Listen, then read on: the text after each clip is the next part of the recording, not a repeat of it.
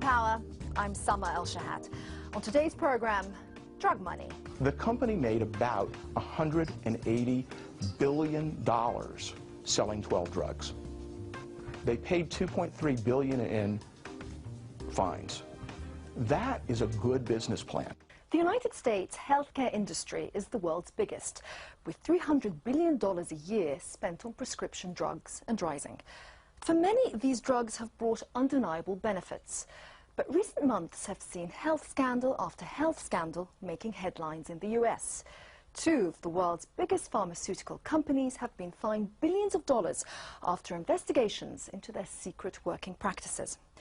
What these cases have revealed will change the way the drug industry is perceived forever. Revelation after revelation has emerged of pervasive fraud, fatal side effects, and of huge kickbacks paid to doctors. This investigation by Melanie Newman and Chris Woods reveals how healthcare became unhealthy profit.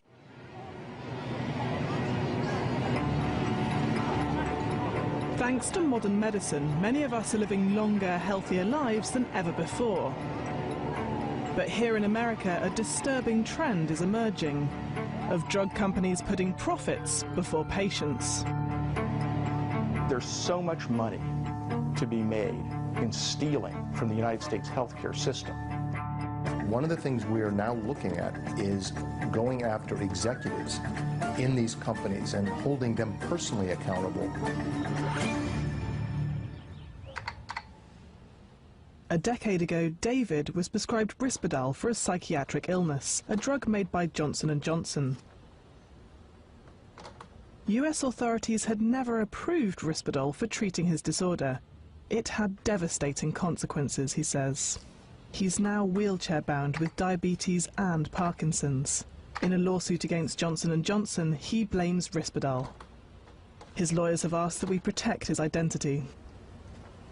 All I can say is about Risperdal is, like, I'm holding myself together right now, but between the Parkinson's and the diabetes, it really has done the job on me.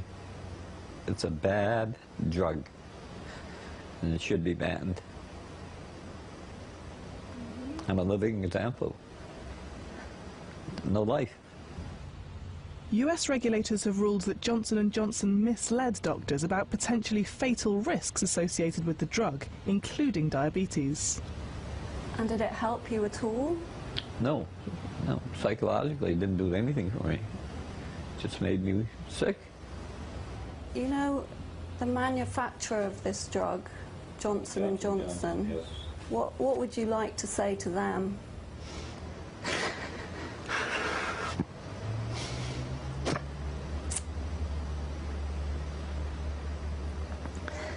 Take that drug off the market.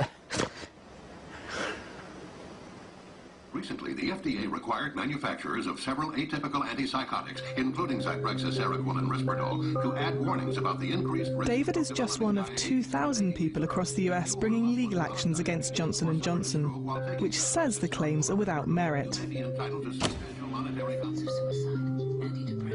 The US government and several states are suing in related cases. But this story is just one of many putting the drug industry in the dock.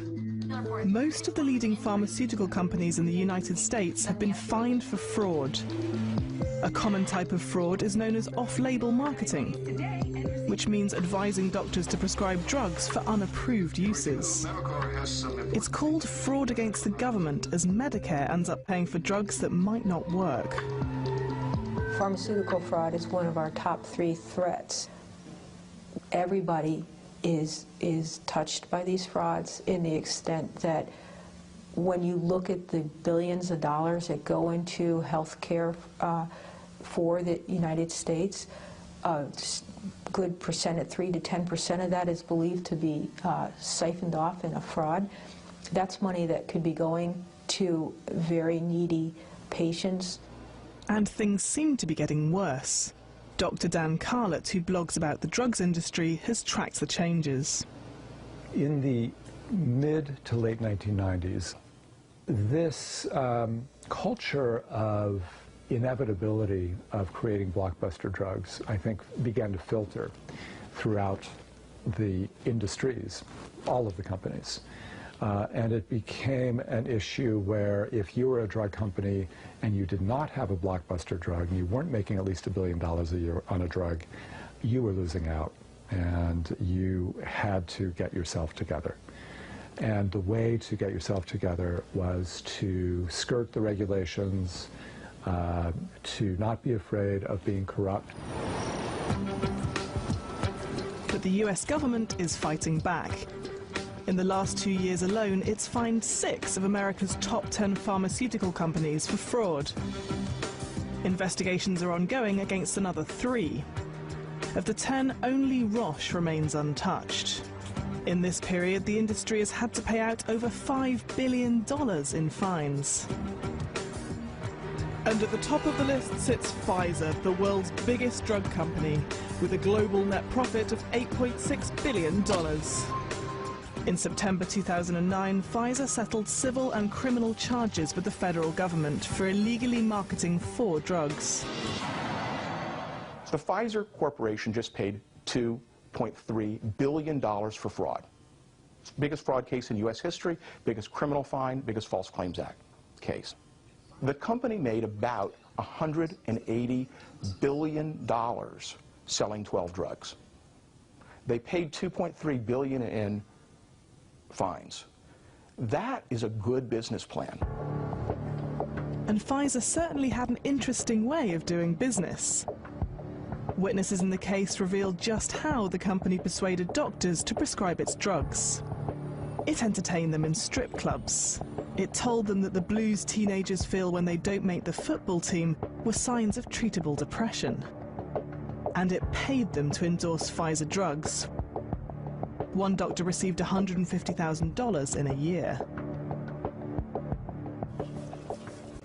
Details of Pfizer's behavior came to light thanks to a small band of whistleblowers. Glenn DeMott was a top Pfizer rep selling the drug Bextra and earning $100,000 a year. They were training us to say things to physicians that were not accurate. Bextra was not approved to be used for acute pain. And we were out there trying to get standing orders for acute pain. So that just wasn't going to work for me. I didn't even understand why we were doing it. When DeMott raised concerns with his bosses about their marketing tactics, he was forced out of his job and hasn't worked since.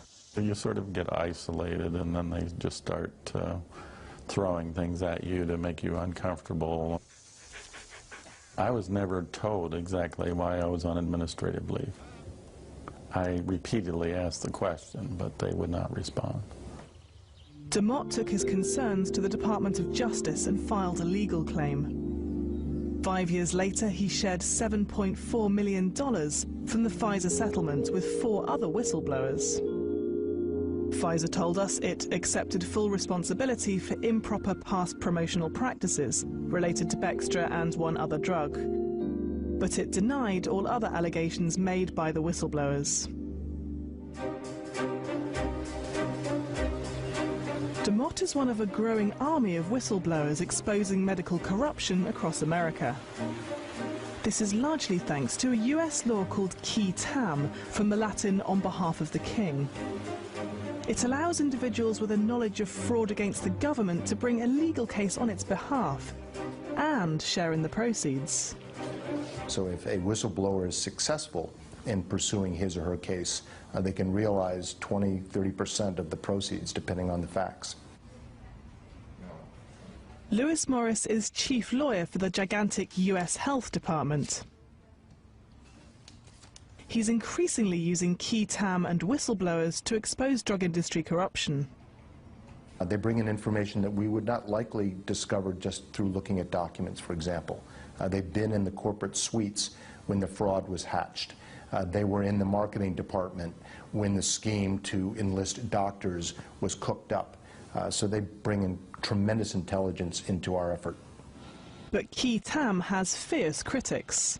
Harvard University's Professor Thomas Stossel, who has received millions of dollars in advisory fees from drug companies, is one of them. He's adamant that qui tam is all about clever lawyers selecting isolated evidence from a sea of documents. We have a prosecutorial extortion racket.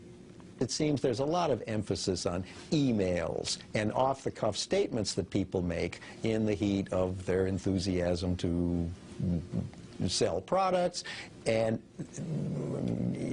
that whether that's worth billions of dollars, I'm not so sure.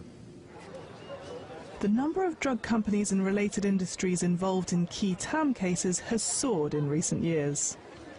Today, there are almost 1,000 outstanding key TAM healthcare cases, each of which has the potential to cost the industry millions. And the law is having a longer-term impact on how the drug industry operates.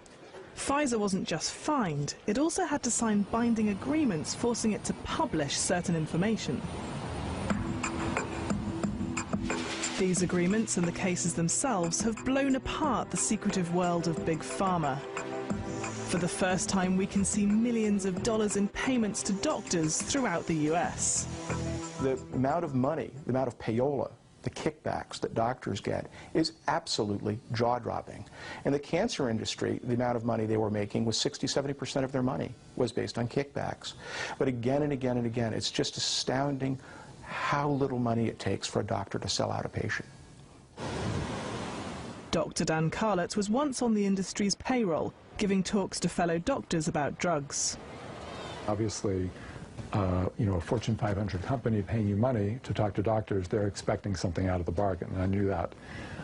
What I wasn't aware of was how strong the pressures and the incentives would be for me to tweak and slant the kinds of, the ways that I deliver the information to the doctors. Drug companies Pfizer, Eli Lilly, GSK and Merck now publish physician payment figures online. In 2009 alone, they paid doctors in the United States an estimated $200 million. These vast sums pouring into the medical profession are having far-reaching consequences. Lawyer Steve Scheller has seen this firsthand. A veteran of medical lawsuits, he's now involved in a fight with Johnson & Johnson. We've heard Risperdal accused of causing diabetes and Parkinson's. Scheller says that in adolescent boys, the drug can cause other serious complications. We have, at this time, approximately 50 children and teenagers who've developed gynecomastia, which is growing breasts, as a result of risperidol or Risperdal. Now, several of our clients have had mastectomies, double mastectomies, as a result of, if you're a teenage boy and you're running around with breasts, and obviously it's going to affect you very, very substantially. It's one of the worst injuries I've ever seen in terms of its permanent effect. So were the parents of these children who've developed breasts aware that this was a possible side effect of the drug? No. The parents are usually never aware of it, never understand that it was a potential side effect. One of these parents is Eileen Stein. She's one of Scheller's clients and is fighting for compensation for her 14-year-old son. Abby, come here. He was treated with Risperdal for ADHD, or attention deficit hyperactivity disorder. But the drug had never been licensed by US regulators to treat his condition. Age 5 or 6, he was prescribed Risperdal.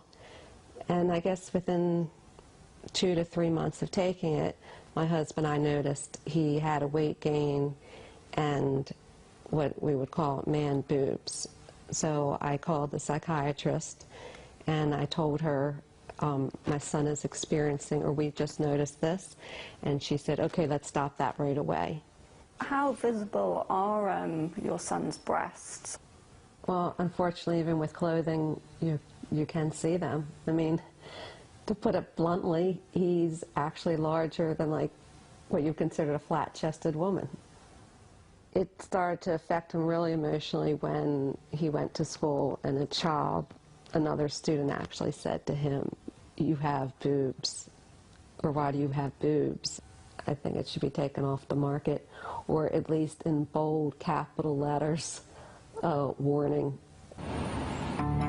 So how did a boy end up taking a drug that made him grow breasts? Federal investigators are looking into claims that Johnson & Johnson illegally marketed Risperdal for use in children, including those with ADHD. The company was paying some of the most influential doctors in the field. Professor Joseph Biederman is a psychiatrist at Harvard Medical School. He was called as a witness in the Risperdal lawsuits and is speaking here under oath. Full professor? Mm-hmm. What rank are you? Full professor. What's after that? God. Did you say God? Yeah. Biederman is an authority on bipolar disorder. He's helped fuel a huge rise in young children diagnosed with the condition. And he's strongly advocated using Risperdal and other antipsychotic drugs to treat them. In 2008, a US Senate committee said Biederman had not declared to Harvard most of the $1.6 million in outside income he'd received over a 7-year period. This was income from pharmaceutical and non-pharmaceutical companies. Johnson & Johnson was one of them. The company also paid for a research center at Harvard University headed by Biederman. He says it was set up to understand psychiatric disorders in children. But the Senate's investigation shows Johnson & Johnson had different aims. Before any research was done, the company made clear what the outcome would be. It would prove Risperdal was effective and safe. I'm asking you if you agree that you are one of the most forceful advocates of the aggressive treatment of preschoolers. I am. Would it surprise you it's over 20% of all the Risperdal that's used is used in kids? I have no idea how much Risperdal is used in children. Do you consider yourself in any way responsible for that? No. Okay. Johnson & Johnson told us it did not direct the content of the centre's research nor the conclusions, and says it only ever promoted Risperdal for its FDA-approved indications. Dr. Biederman says his work has focused on allowing children to have the same access as adults to safe, effective, and in some cases life-saving medications. And he says he made full disclosure of his outside income in accordance with Harvard rules. With so many drug scandals hitting the headlines, the country's regulators are being swamped. Since I have type 2 diabetes, I try to do what my doctor says. But her blood sugar is still too high. Avandia was once the world's best-selling diabetes drug. It earned its maker, GlaxoSmithKline, billions of dollars. But it's now thought to have caused 100,000 heart attacks in the US alone. You as physicians and the public had a right to know that there was a major concern about this drug. In July, the US Food and Drug Administration held hearings into the dangers of Avandia, which may lead to the drug being banned. Its license has already been suspended in Saudi Arabia. An investigation by the US Senate's Finance Committee found the totality of evidence suggests GSK was aware of the possible cardiac risks associated with Avandia years before such evidence became public. And that rather than sounding the alarm, the company focused on strategies to minimize or misrepresent findings that Avandia may increase cardiovascular risk, and sought ways to downplay findings that a competing drug might reduce cardiovascular risk. GSK, a British company, is still trying to prevent heart attack warnings being printed on its boxes. There's alternative medications that are equally, if not more effective, that don't have the same dangers. So why do you allow this one on the market? I would hope they ban it. A 13,000-strong class action suit has also been launched against GSK. GSK told us, results from 6 controlled clinical trials show that Avandia does not increase the overall risk of heart attack, stroke or death. As a result, we believe that when used in the appropriate patient and in accordance with labelling, Avandia is a safe and effective treatment option for type 2 diabetes. GSK added that patient safety was a priority and that the company has diligently shared data with regulators around the world and worked with them to ensure that the Avandia product labelling is updated to add safety information as new data becomes available.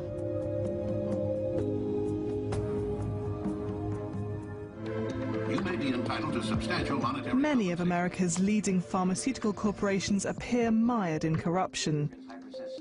Can massive fines alone stop the rot? The US government is reaching for ever stronger powers to control the industry.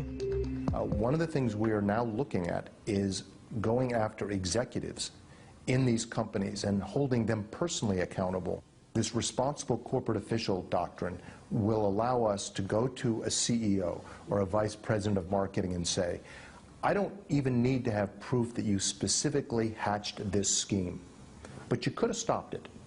You had the responsibility and the authority to stop it, and you didn't. So you have to leave this company.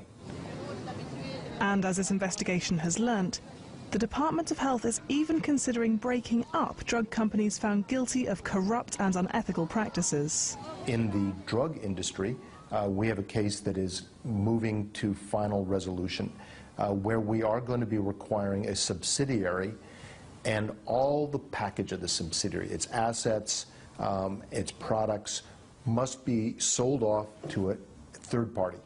The parent company can no longer own that part of the company. No drug company would speak to us on camera. The industry body did issue a statement saying it believes that compliance with healthcare fraud laws is critically important and that it seeks a balance between appropriate enforcement and preventing unnecessary litigation. Thousands of US doctors continue to take cash payments from the industry and argue that they're doing nothing wrong at all. My wife and I go to Zambia twice a year. We do medical and dental work in rural communities. Could never have done that if I had to live off my academic salary. So freedom, the freedom to do things such as work with industry, which I think adds value, everything I do I think adds value, has enabled good patient care in a place where I never would have been able to do it before. So I'm proud of the money I've made, and I wish I could make more. Can you put a figure on it? If you had to estimate how much you got from... Millions. And more people ought to say that. For others, the drug industry is less the solution, more part of the problem. Industry has a deeply entrenched culture of corruption. This is ripping off our oldest, our sickest, our poorest. We're not getting better health care anymore from the pharmaceutical industry. We're getting bigger prices. And some, like David, now see themselves as victims of an industry's search for unhealthy profits. I will not take another pill. The drug industry is too powerful over small people or the average person. They don't know what they're giving them. They know what they're giving them, but the people don't know what they're getting. That's all I want to say. That's it for this edition of People in Power. If you'd like to comment on our report or any other matter, we'd love to hear from you on aljazeera.net/English. Until next time, bye-bye.